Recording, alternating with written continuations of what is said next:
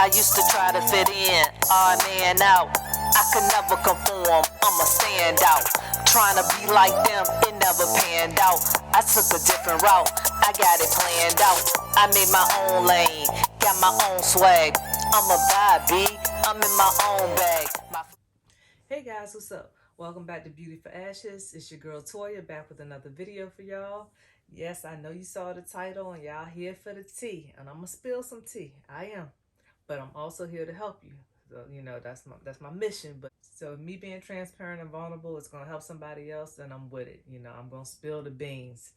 So as you can see, what the title says, he cheated, I stayed, I cheated, I got played. Right? It's crazy. So yes, today is story time. I really wish I had me some wine, but I'm juicing. Like many of y'all know, I'm on my little cleanse before my birthday, so I can't have no wine for about another week or so. But anywho, I digress. That's not what you're here for today, right? So anyhow, y'all, a lot of us stay in very toxic and dysfunctional relationships because that's what we're used to. That's how we think relationships go. And we deal with a lot of BS and just like a lot of drama that we really shouldn't even be dealing with for real. We should just at some point learn to walk away, right? But a lot of us don't, including myself. So I'm not going to name any names in this video. You can use your deductive reasoning skills or what have you, but I'm not naming names. So let me start there. But anyhow, there was a point in my life where I was with someone, right? And we were together for a long time. And throughout the course of that relationship, that person was unfaithful to me in many ways. But like in many relationships, sometimes it's hard to actually confirm what you know. You see the emails, you see the texts, you see the phone calls or whatever. But of course, in some cases, you don't actually walk into your room and catch them in the bed together. But based on all the clues that they left along the way, you can put two and two together. Something's happening, right? And then I was also told that this person was being unfaithful. I actually got a letter in the mail from the side chick saying, what had happened, how it happened, when it happened, and all that. So it was like a whole situation. But I stayed in the situation because that person definitely was a manipulator and a gaslighter. At that time, I'm not gonna speak to somebody's character today because we all grow and change. But at that time, that person definitely was very manipulative and made me think that I was the crazy one. So I'm like basically reacting off of your behavior, but you're making me feel like I'm the one that's tripping, right? And I'm like, no, that ain't right. That ain't cool, right? So anyhow, yes, I get this letter in the mail, and the letter's like, hey girl, just want to let you know the type of person you're with. We met up on this day at this time at this restaurant. He paid with this credit card, and then after that we went back to the hotel, and no, we did not use protection. And it was just wow, just real bold. Like, I'm like, oh wow, what I'm saying? So of course that was devastating to hear that. But then of course when you confront the person, they're like, no, that ain't true. That person, they crazy, they making this stuff up, they still want me and all this. And when you're in love and in a relationship, you want to believe what they're telling you. You want to, sometimes even though it's not the truth, it's like you want to believe that it could be. You want to kind of justify things, or you want to rationalize things in your mind, like, maybe he didn't cheat. Maybe she is just trying to ruin our relationship. Maybe she is, mad that they broke up. A lot of times as women, because we want to believe that these men in our lives won't hurt us and won't betray us in that way, we tend to, I don't want to say fall for it, because I feel like we get like a sixth sense, right? I feel like we really know what's happening. So even though it's right in front of our face, all the red flags are there, we still tend to want to ignore and brush things under the rug, and you just kind of let one situation after one situation go. Because in my situation, this was not the first time and this was not the last time. um, this was one of many. This is just the one that I'm talking about tonight or whatever. But you know infidelity is hard, right? Like, because you tend to blame yourself, like, well, what did I do wrong? Like, what was it about me that made you cheat on me? What made you step out of our relationship? Like, were you not happy? Were you not fulfilled? you know did the other person have something I didn't? And you start doubting yourself, you start beating yourself up, you start internalizing things, and it's just like, in some instances, it's none of that. It's just that person. Sometimes people are just cheaters. Sometimes people are selfish in that way. Sometimes people are just all about them.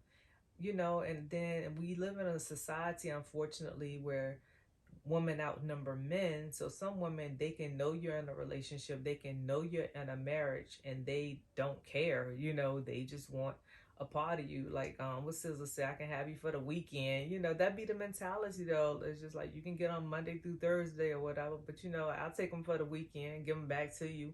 And it's like, unfortunately, that's the mindset of a lot of women out here now. So when you have women that are open to dealing with men that are married or men that are in relationships, that makes it even harder for us, the woman that's trying to be committed and hold it down and stay faithful. So, at any rate, I stayed in this relationship, for a few more years. I mean, even after that, because I think for me at that time, I couldn't prove it. It was all just words, you know what I'm saying? And then the person I was with at the time, they were so good at covering up stuff and just making me, like I said, making me feel like I was the one that was tripping. And they was just really good at, you know, rewriting the script and just kind of just wording things in a way to make me question if what I knew was true. And then eventually at the end of the conversation, I'm like, well, maybe I am tripping. Maybe this really didn't happen, right?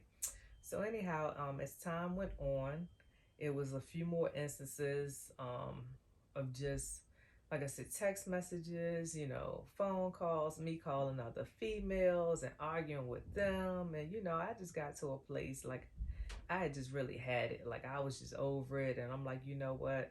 I'm not even trying to deal with this no more. So I was getting stronger because, part of me, I think I hadn't found that confidence yet to actually leave, or, you know, yeah, I wasn't confident enough and I wasn't strong enough at the time to leave that relationship. So I stayed in it for way longer than I should have. So instead of leaving, I'm like, well, hey, I'm going to just get even. You know what I'm saying? So the problem with that is getting even doesn't fix anything. The tit for tat, that don't really fix nothing. You may get a momentary jolt, like, yeah, give you a taste of your own medicine, and if the person find out, they may or may not react to it. And I was with somebody, they were a narcissist, so they had a very, very odd way of dealing with things. So they really didn't react to it. I didn't get the reaction that I wanted to get or that I thought I would get. But to address my infidelity, like I said, it wasn't right. I'm not justifying it. However, because I choose to stay in this relationship, I wasn't ready to leave at the time. I'm like, all right, I'm gonna just do my own thing, right? So I start hitting up exes, start talking to coworkers, and just socializing with different guys. And initially, it was not my intent to cheat. I'm just like, I'm gonna just talk to guys. I'm gonna just have some guy friends. Like, I'm tired of this or whatever.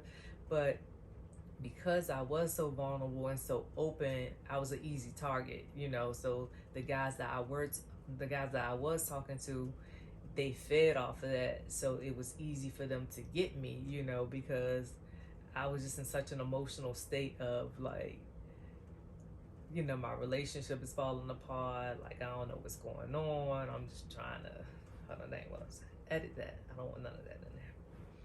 So anyhow, these guys, they saw I was open. So they took advantage of that, but I'm not saying I wasn't at fault. You know, when you start putting yourself out there and you start talking to other people, one cardinal mistake that a lot of us make when we're in committed relationships, we talk to people of the opposite sex about our problems that we're going through. So of course, when you're telling them your problems, then easy for them now. All I got to do is whatever he ain't doing right, let me do right. Whatever he ain't saying right, let me say right. So that person, it's easy for them to step in and tell you everything you want to hear and do the things that your man is not doing, you know. But that's the thing, they only have you part-time. They don't have you full-time, so they don't have to do that all the time. They just have to get in where they fit in. So they just kind of slide in, you know, present themselves as, you know, your savior or your knight in shining armor or whatever, to save you from this, you know, failing relationship or whatever. So you know, I met a guy, and like I said, and this was like a couple of guys. I met a couple of guys, but I didn't actually, like, you know, fully cheat. You know what I'm saying? I didn't. You know. But you know, I was messing with a couple of guys or whatever. But it was this one guy that I really was liking. You know, we had a lot in common and everything. And the thing is, he had a girlfriend as well, right? So I'm in a situation.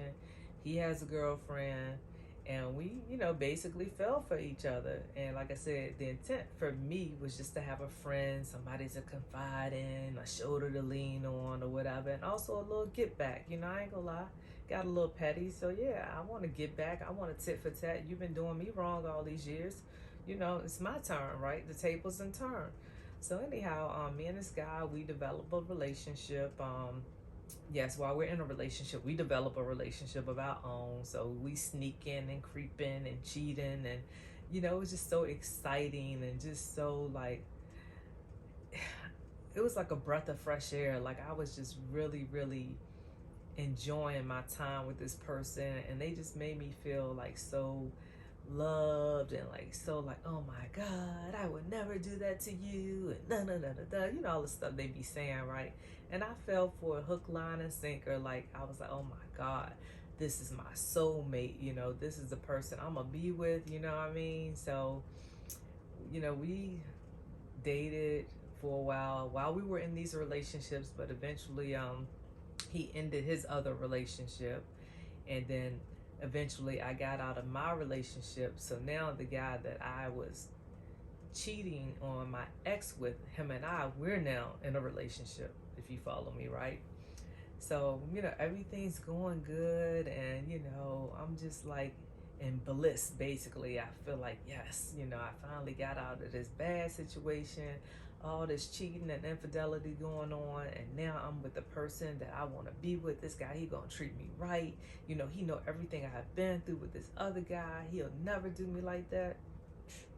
Child, listen, let me tell you what, he did me worse. Yes, worse. I didn't think it could get any worse. He topped it. So let me tell you what this guy did, right? I told y'all I needed some wine. Maybe y'all need some wine. Why don't y'all take a break, go get y'all a glass of wine, pause, and come back. So anyhow, right? So me and this guy, we still kicking it or whatever, everything going good. And then the behavior started to change, you know. He wasn't as available, wasn't coming over as often, you know, wasn't as pleasant. You know, I'm starting to see little things, you know, the hiding of the phone and little messages coming through, you know, just the same tendencies that I saw in my ex. And I'm like, well, what is going on? So initially, I'm not going to say I was blinded to it, but I didn't want to believe it, because I was like, no way did I just jump out the frying pan into the fire. Ain't no way, boy. Ain't no way. So anyway, sorry, like that. So anyhow, I was like, nah, this can't be. So, you know, when I did see things, I made excuses for it. Again, notice the repetitive behavior, right? I was just like, no, you know, it's not what I'm thinking. And of course, he was another sweet talker, so he had a way of talking himself out of everything and had an excuse for everything, you know. And it was just like, all right. So then, you know, I turned into the crazy girl, right? So I'm out. You know, I'm trying to call, see where he at. He not answering the phone. I'm riding by his house, see if his car out there, see if anybody else car out there. You know, I'm tripping, right? I'm doing all the crazy girl stuff. calling the phone a lot of times, texting, not getting no responses. And it was like, for me, it was almost like an overnight switch. I mean, it probably was a buildup of red flags that I ignored. But, as far as how drastic our relationship changed, it felt like it was overnight. Like we had this good thing going, then it's like all of a sudden it's like hell, and I'm like, I cannot be going through this again. So anyhow, eventually I got hip. I'm like, obviously something's going on. So, me being the Sherlock Holmes that I am, I'm like, I'm gonna find out what's going on. If you need some investigative stuff, hit me up. I got you. Tell you how to find out some things. So anyhow, I decided to look at his phone bill. So now, mind you, I forgot how I got the phone bill, but somehow or another, I logged into his account. Oops, maybe I shouldn't say that. Maybe I should edit that part out. But anyhow, I somehow got a hold of his phone records, and I was looking through his phone records, and I saw that he was texting the same number all the time, calling the same number. The times that we used to be talking, he's talking to somebody else. So of course I'm not a dummy. I mean, I was acting like a dummy, but I want a dummy for real. I'm like, you obviously not talking to another dude. You're obviously talking to another girl. So when I found the phone records and, I saw this calling and texting with this other number, I confronted him. He denied it initially. Then was like, oh yeah, I've been talking to this girl, but it's, been platonic. It ain't been that, we just been talking about school, blah, blah, blah, blah, blah. I'm like, okay, whatever. So at this point, we're very, very strained, but he still is attempting to have some type of relationship with me. And because I'm so desperate, mind y'all, I'm in love with this guy. Like, I'm thinking this guy's my soulmate, right? So I'm still feeding into it. I'm still letting it go on or whatever. But then I guess it got to a place that whatever he had going on with this other girl was getting stronger, or, they was getting tighter or whatever. So he just really just cut me off.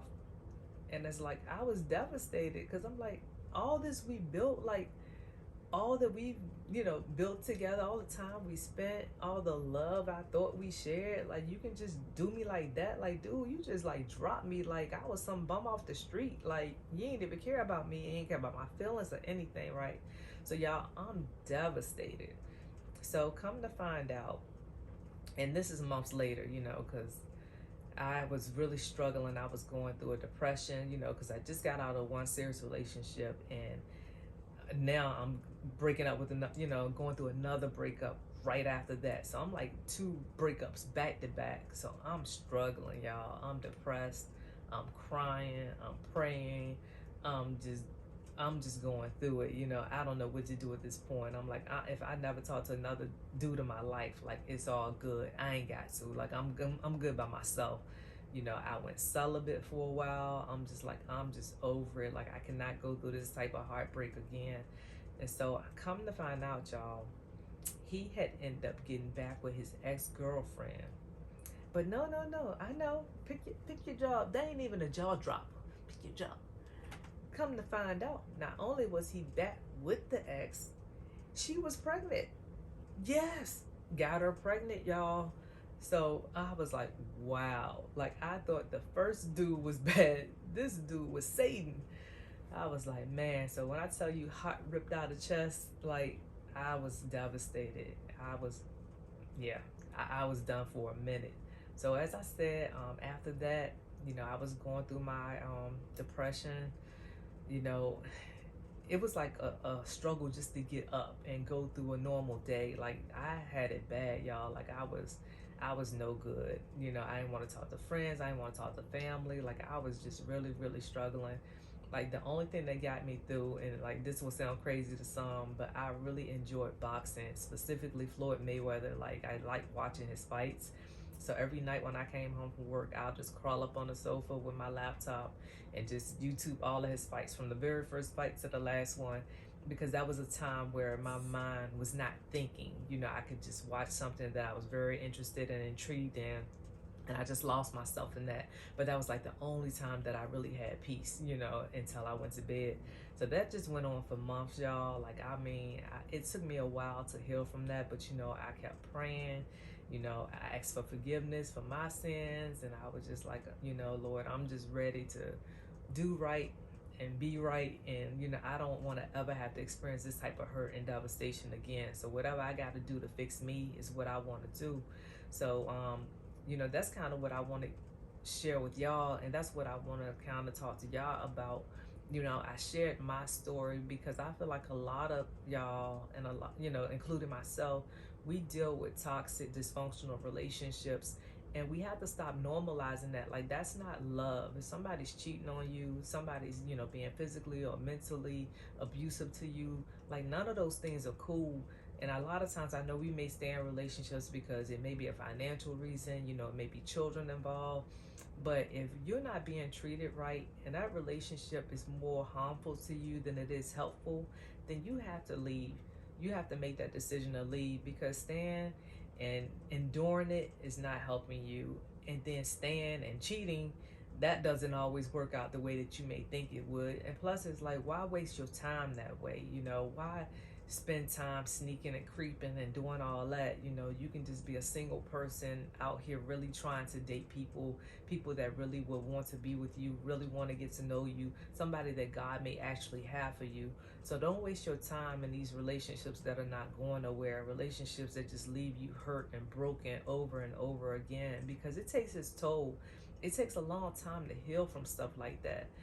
So first, what you want to do is acknowledge your responsibility in this, because men do these things to us because we allow it. Like, if we wouldn't allow it, then they wouldn't be able to do it. So we have to take responsibility for our role in the relationship. It may not be our fault what happened to us, but it is our fault that we allowed it. So we have to make the decision not to allow it, for one. And then for two, we just have to value ourselves more, and we have to understand that we don't have to tolerate that type of behavior, that type of brokenness, that type of betrayal. There's somebody out here that will love, respect us, and treat us the way that we deserve to be treated. The longer that you stay in that toxic situation, the longer it will be before you meet your Prince Charming and the person that God has set aside just for you. So don't waste your time with that foolishness, y'all. I've been through it so many times, and I know y'all have too. And if you haven't, you got friends and family that's been through it. Like, you don't want to do that. You don't want to waste no time dealing with a situation like that, because rarely does it ever turn around unless you somebody that want to hang in there for like 10, 15 years, when a person finally matures to the point that maybe they won't be unfaithful no more. But you know, you can't bank on that. You know what I mean? You gotta, if a person show you who they are, like, you really do have to believe them and their behavior, you know, not just their words but their actions. What are their actions showing you? Because their words can be saying, oh, I love you, I would never do this and that, but what are their actions showing you? My problem was I got caught up on words. You know, all I heard was a lot of talking, but I rarely saw the action to back it up. And the actions that I did see um, was very much in opposition with the words that were coming out of their mouth. So be a person that follows actions, not just words. And also love on yourself, y'all. I'm telling you, being single is not the most horrible thing in the world. I know when you're single, it may feel like it, but take time to heal, take time to love on yourself, get to know yourself, get to know what your expectations are for your next relationship. Write down your deal breakers. Like, what is it that I will not tolerate? You know, what are the things that I must have in my next relationship? You need to know all of that before you entertain somebody else. And make sure that you learn the lessons of these previous relationships. Like, where did I go wrong? You know, when did I first start seeing red flags? What red flags did I ignore and continue to push through?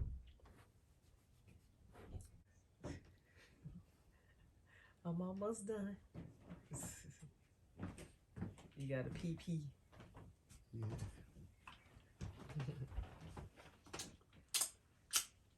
I'm in here ranting and raving. And you can keep that pot. I can keep that in here. Yeah. Oh, thank you. Thank you, babes. So, guys, anyhow, you have to learn, from the situations that you've gone through. You have to grow through them. And you really have to come to know yourself and just, hold yourself up to a higher standard. Don't put somebody else up higher than you, especially somebody that's not holding you up in that regard. So, anyhow, guys, I hope that this video, I know it's probably entertaining, but I hope that it actually spoke to you. And I hope that if you're in a situation like that, that you'll consider leaving that situation, knowing that it probably won't change. And don't waste any more time on it, guys. It's really, really not worth it. Like I said, somebody out here for all of us, even though you may not have found them yet. Don't give up hope. Don't give up faith. Just keep trusting that it will happen for you. And once you start doing you and getting your life together and focusing on you, it'll come faster than you think. It always comes when you least expect it. So anyway, I hope you like my video. Please like it, share it, and subscribe to my channel. And I will be back next week with another video for you guys. Deuces.